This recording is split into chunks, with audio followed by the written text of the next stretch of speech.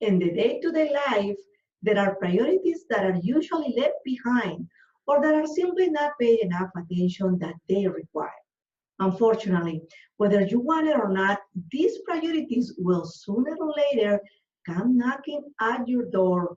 And sadly, this usually happens when it is too late. Let's get into why it is sometimes necessary for a disaster or accident to happen to force people to prioritize. Let's also see what is that element that can help you to avoid this. Hi, this is Liana, your mentor and coach. I think we have all heard a story that goes like this. A couple of weeks ago, a friend asked me to pray for her church pastor. This caught my attention because we don't usually get these kind of petitions. I told my friend that I would totally do that for her, but I asked her to explain to me a bit more what the matter was. So she told me that the pastor was at the hospital in a very difficult situation due to his high sugar and cholesterol levels, which had caused a series of complications that affect his heart. But thanks to the medication and the medical attention and his collaboration to getting better, he was now a little bit well. I think you know the rest of the story, right? If this pastor hadn't made his health a priority, the next part of the story would have been more unfortunate. Now, if we look at this matter from a business point of view, we can use as an example the fact that in the USA, according to the Office of Small Business Administration in its 2018 report, it was confirmed that up to the 80% of small businesses survive the first year, a surprisingly high number, taking into consideration that the general belief is that the most businesses fail during the first year. However, it is a different story after the first year, where these numbers fall drastically.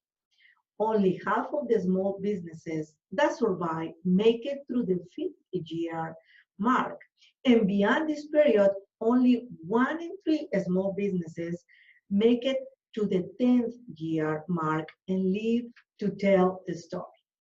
I'm sure that these businesses that made it did the adjustments at the right time, both in their priorities and their strategic planning.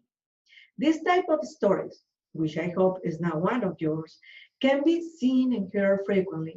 As an executive coach, mentor, and trainer, I come across these kind of things often. I hear over and over again stories in which if the right decisions were taken, if priorities were established, and if the resources were managed properly, this or other way, the results wouldn't be different. It is a fact that there are endless motives due to which these sad situations occur, but it is still irrefutable that one of the main reasons is the lack of strategic planning based on priorities. As I have mentioned it before, one of the challenges that exists to choose our priorities and avoid the continuing waste of resources in consequences that can prove to be fatal is that we are highly committed and passionate about some important areas of our life and not in others. In those areas that we are not, we must use our sense of responsibility, our reason, and our compromise. This topic is not new at all.